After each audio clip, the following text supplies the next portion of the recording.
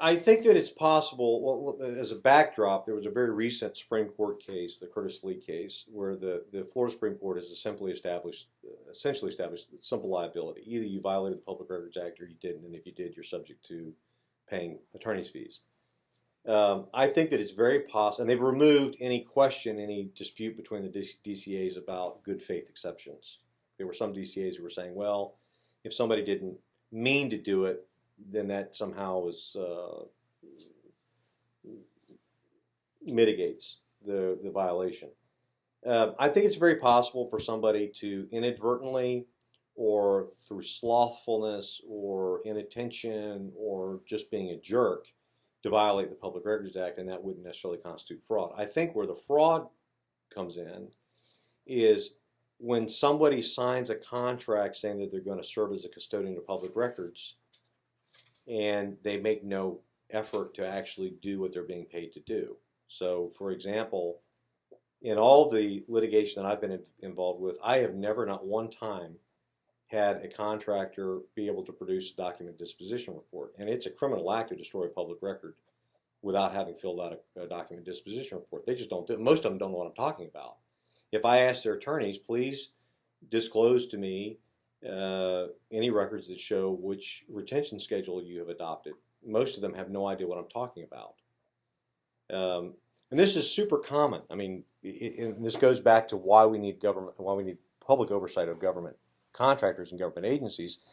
It's not just the public records provisions of the contracts, it's all sorts of other provisions in the contracts. They don't know what I'm talking about. You ask, I mean, you see a contract that says that every time you submit an invoice, you're a contractor, every time you ask the state to pay you money, you have to submit a MBE utilization report. You don't submit an MBE utilization report, we don't pay you.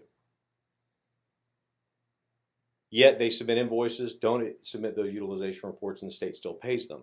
And then when I ask those vendors, can I see your most recent MBE utilization report? Their response is, what's an MBE utilization report? We don't know what you're talking about. Well, the contract says you can't even get paid without it. They do the same thing with public records access. They do the same thing with programs like Respect to Florida, which is a program that's designed to create industrialized employment for the deaf and blind.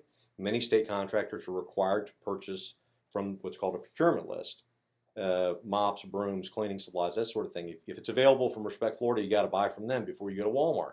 But when you ask their attorneys, I'd like to see all of your documents that relate to purchase from the procurement list, which is the term that's used in the statute, their response is, we don't know what you're talking about. It's as though they think they can just unilaterally decide which parts of the contract they're going to comply with and which ones they aren't. And the reason they get away with that is because the state doesn't provide meaningful oversight to contract management. Which is why they got really mad when I started doing it, and why they're still mad when I do it. They get very upset. Oh, don't interrupt me. Let me finish. I'm still answering my question. The question. When I'm done, if you want to object or whatever the hell you want to do, fine. But don't interrupt me. Let me finish. Okay, I was just moving to strike because I thought you were finished. I'm not finished. You'll know when I'm finished. Don't interrupt me. State contractors and the state agencies that are supposed to be supervising them are fucking the taxpayers of Florida. They're screwing poor minority folks, they're screwing women, and they're screwing disabled veterans, they're screwing the deaf and the blind. And they get mad as hell when somebody like me, or when somebody like Citizens Awareness Foundation, tries to hold them accountable. And I think that this goes back to culture. It's true at Gulfstream, it's true with the Florida League of Cities, it's true with most of the state agencies, it's true with most government in Florida. Nothing to see here, keep moving. How dare you question us? And when you do question them, they get mad as hell and they invent reasons to go after people, which is exactly what has happened at Gulfstream with Chris O'Hare. They don't like somebody saying, wait a minute, I feel like you're violating my rights, and I'm going to make public records requests to try to get information to prove that. And their response, instead of fixing the problem, being man or woman enough to say, you know what, we messed up, we're sorry, instead they try to go after somebody like Chris O'Hare, just like they tried to go after me, and I'm sure they'll continue to do it. I mean, if you go to my house now, you'll see that I have video surveillance cameras around my home. The reason I have video surveillance cameras around my home is because I've had people, public employees, who've showed up at my house uninvited at night with firearms.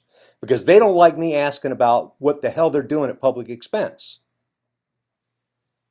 And it doesn't surprise me one bit that Gulfstream and whoever the hell's making decisions down there at Gulfstream decide they're going to play that same kind of crap with Chris. And they're doing it at public expense, and they're abusing their power. So I'm completely unapologetic about, is it fraud? Hell yeah, it's fraud. When somebody takes money to do a job with no intention of doing it, it's fraud. And they're enabled by state agencies, and they're enabled by state legislators like Wilton Simpson and Halsey Brashear, who themselves, by the way, are state contractors. A grotesque conflict of interest. You talk about fraud, perpetrating a fraud on the voters of Florida.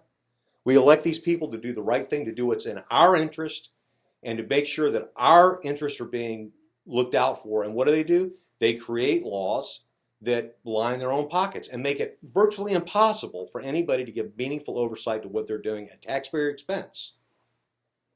So is there fraud going on? Yeah. I don't think it had anything to do with Chris O'Hare. It certainly didn't have anything to do with me. I think it has a whole hell of a lot to do with Wantman Group and other actors like them. Now, maybe the Wantman Group really did do a lot of work to fulfill their obligations under the terms of the contract of the Public Records Act. I doubt it.